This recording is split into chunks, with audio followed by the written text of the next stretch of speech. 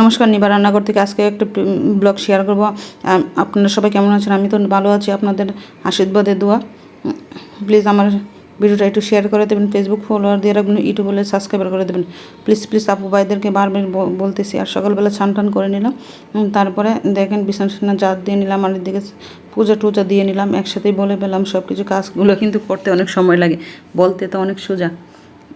তারপরে অনেক কাজ করে নিলাম, গরদর মুছেও নিলাম। তারপরে পূজা টুজা দিয়ে মেয়ের এক্সাম ছিল, মেয়েকে আগে কলেজে দিয়ে তারপরে বাসায় আসছি। বাসায় এসে ছেলেকে নিয়ে গেলাম স্কুলে। ছেলেকে এতগুলো তার ভিডিও করা হয় না, সময় হয় না, মানে তাড়াগুড়া করি, এত তাড়াগুড়া করে কাজ টাজ করি, মানে সব কিছু আর শেয়ার করতে পারি না। তারপর ছেলেকে দিয়ে স্বপ্নতে গিয়েছিলাম কিছু কাঁচা তরকারি আনার জন্য, কিন্তু স্বপ্নতে গিয়ে দেখি যে এত দাম তরকারি, কিন্তু কিছুই আনলাম না, শুধু লেবু আর লচ্ছিম নিয়ে আসলাম, কারণ দেখি অনেক দাম। তারপরে বাসায় পটল ছিল, তো আজকে আর পটলে বাজি করব না, যেহেতু রথের দিনে নাকি পটল খেতে নেই, করলাও খেতে নেই, ওই জন্য আর করলা আনলাম না। পটল বাসায় ছিল, আর বাজি করলাম না, তো ওই জন্য আর কিছুই করলাম না। তো এই লচ্ছিম নিয়ে আসলাম, লচ্ছিম আলু বাজি করে নিলাম, আর আলুর দম রান্না করলাম। কারণ দেখা যায় নিরামিষের দিন একটা ডাল থাকলেও ভালো হয়, কিন্তু ডাল রান্না করলাম না কেন জানেন? আমাদের বাসার পাশেই মন্দির ছিল, জগন্নাথ মন্দির। আজকে অনেক দিন 7 দিন ধরে প্রসাদ দেওয়া হয়, কিন্তু আমি প্রত্যেক দিনে যাই। প্রসাদ পাওয়া কিন্তু ভাগ্যের ব্যাপার, সবার ভাগ্যে আবার জুটে না, কিন্তু আমাদের বাসার যেহেতু সামনে মন্দির, ওই জন্য মন্দির আমি প্রত্যেক দিনই যেতে চেষ্টা করি।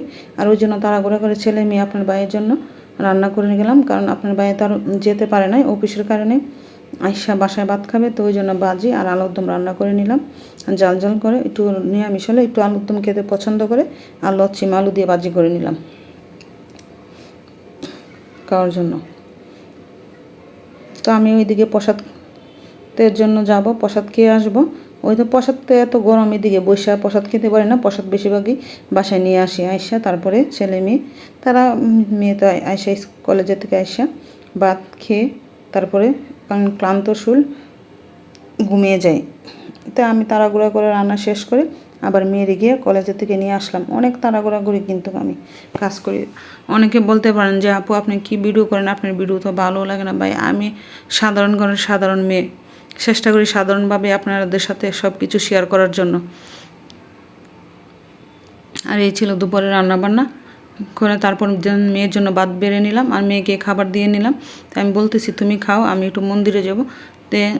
তো আমি মন্দিরে গিয়েছিলাম, মন্দিরেতে একটু খিচুড়ি প্রসাদ দিয়েছে, আজকে মহাপ্রসাদ দিয়েছে, খিচুড়ি প্রসাদ নিয়ে আসলাম। আইসা আমি ওই বাজি করলাম, বললাম না আজকে নিয়ে আমি রান্না করছি। তো বাজি আর একটু আলুর দম দিয়ে খিচুড়িটা খেতে অনেক ভালো লাগলো, সাথে লেবুও ছিল। এরকম কিন্তু খিচুড়ি, পাতলা খিচুড়ির সাথে এরকম বাজি তরকারি হলে খেতে অনেক ভালো লাগে।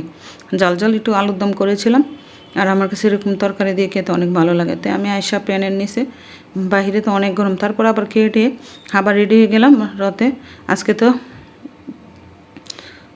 ভগবানের রাজপথে নামবে, আজকে ফিরা রথ, উল্টো রথ বলে অনেকে, উল্টো রথও বলে, আবার আমরা কুমিল্লাতে ফিরা রথ বলি আর কি। ওই জন্য সেদিন আমি রথের দিন অনেক ক্লান্ত ছিলাম, প্রথম রথের দিন যেতে পারি না, কিন্তু আমার বাসার সামনে দিয়েই রথ যায়, কিন্তু ভগবানকে দর্শন করতে পারলাম না। সেদিন অনেক কষ্ট ছিল, মনে কষ্ট বলতে কি, তার মেয়ের পরীক্ষা ছিল, মেয়েকে আমি এতে বললাম না, সংসারের কাজকর্ম করতে শরীর অনেক ক্লান্ত ছিল, আর যেতে পারলাম না। আজকে আর ওই রকম করলাম না, আজকে যেতেই হবে। সেদিন যেতে পারিনি, দেখি কী আজকে কিন্তু অবশ্যই রথ দর্শন করব, আর রথের দড়ি ধরে একটু টানবো, কিন্তু ওই দড়ি ধরে টেনেছিলাম, কিন্তু ভিডিও করা হয়নি। তারপর আপনার ভাই আসতে লেট হয়ে গেলো, সন্ধ্যার পরে আসছিলাম। বাসায় এসে দেখি আপনার ভাই আবার পুরি নিয়ে আসছে খাওয়ার জন্য, আম নিয়ে আসছে, কাঁঠাল নিয়ে আসছে। তো কাঁঠাল তো বলতেছে কাঁঠালটা একদিন পরে খেতে পারবা, আমগুলা খেতে পারবা। দেখেন আমগুলা দেখতে অনেকটা সুন্দর, খেতে অনেক মিষ্টি ছিল।